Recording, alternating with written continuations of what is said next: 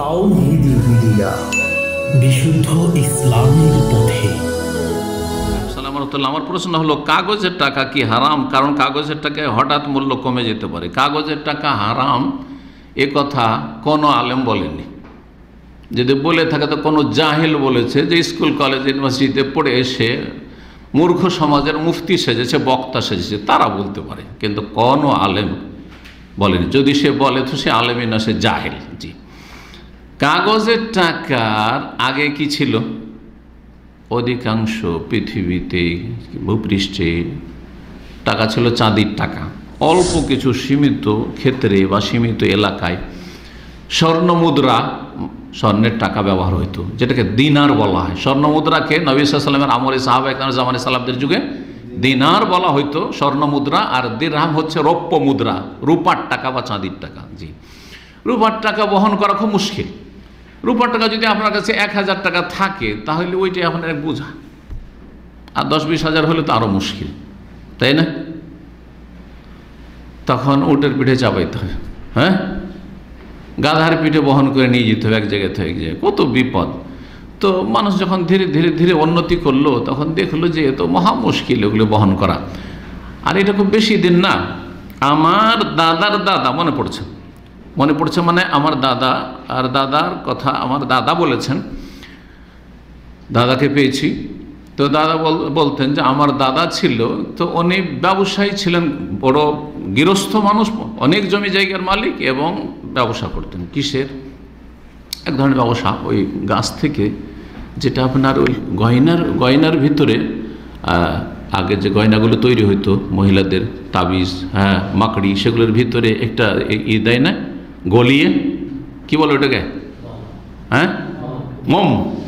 আচ্ছা, জানি না, ভুলে গেছি, ছোটোকালে দেখেছি। তো যাই হোক, ওইটা একটা গাছ থেকে তৈরি হয়, বড়ই গাছ থেকে অথবা বাবলার গাছ থেকে, এইসব গাছ থেকে হয়। তো ওগুলো খুব হইতো। আমিও ছোটো দেখেছি, এগুলো হইতো এক সময়। তো অনেক টাকা পয়সা ইনকাম হইতো। টাকা কালেকশন করে বাড়াইতেন বাটোয়া নিয়ে, মানে এটা ক্যাথার তৈরি করা ব্যাগ, ওগুলো দিয়ে। তো ওইটা দেখে একটা বিশেষ নাম পড়েছিল আমাদের বংশের। জি, তো কথা হচ্ছে যে কত বহন করা খুব মুশকিল। তখন সুবিধার জন্য কি করা হলো, এই কাগজের নোট ঠিক ওই রকমই যেমন যারা পুরাতন প্রবাসী সৌদি আরবে আজকে থেকে 15 বছর 20 বছরও না, মানে 10 বছর আগেও ছিল, কি ছিল, চেক দিত আপনাদেরকে, ব্যাংকে দিত না, হ্যাঁ, ড্রাফট চেক। এইরকম হইতো না যে যাচ্ছেন আর আপনার সাথে সাথে আপনার টাকা চলে গেল, অথবা একদিনের মধ্যে চলে যাবে, আর একটা কি দিল, আজকাল রিসিপ্ট দিচ্ছে, একটা পেপার দিচ্ছে, তাই না? এইরকম নয়, কিন্তু একটা চেক হইতো, চেকটা আপনাকে পোস্ট করে পাঠাইতে হইতো, অথবা আপনাকে সাথে নিয়ে যেয়ে জমা করতে হইতো, বা আপনার কোনো আত্মীয় গিয়ে ব্যাংকে জমা করলো, তারপর সেটা ডিপোজিট হইতো। যেমন এখানে চেক লিখে আপনাকে আপনার কফিল, ধরেন আপনি সার্ভিস বেনিফিট পাবেন। আর সার্ভিস বেনিফিট কি, আজকাল তো ব্যাংকে অটোমেটিক জমা হয়ে যাচ্ছে স্যালারি, তাই না, বেতন।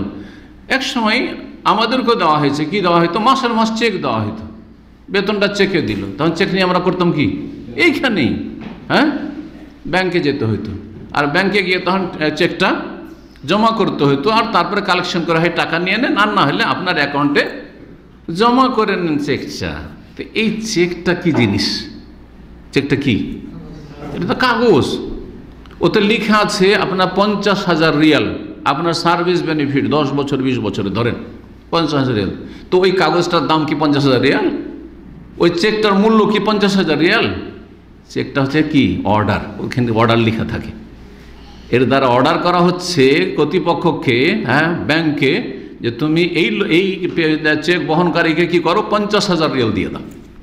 ঠিক ওই রকমই কাগজের নোট এই চাঁদির পয়সার বিকল্প হিসেবে এসছে। এটা যেন একটা চেক, ওই যে ড্রাফট চেকের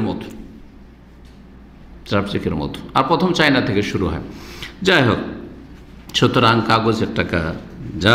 কাগজের টাকার মূল্য কমে যেতে পারে, চাঁদির টাকার মূল্য কমে না। প্রতিদিন চাঁদির মূল্য কমছে বাড়ছে, স্বর্ণের মূল্য কমছে বাড়ছে, আর ঘন্টার পর মিনিটে কমছে আর বাড়ছে। আন্তর্জাতিক বাজার হচ্ছে না? জি হ্যাঁ। তো যখন যেরকম রেট থাকবে, তখন সেই হিসাবে যখন ইত্তেফাক হবে তখনকার রেটে ইত্তেফাক হবে। জি, সুতরাং জায়েজ কাগজের নোট।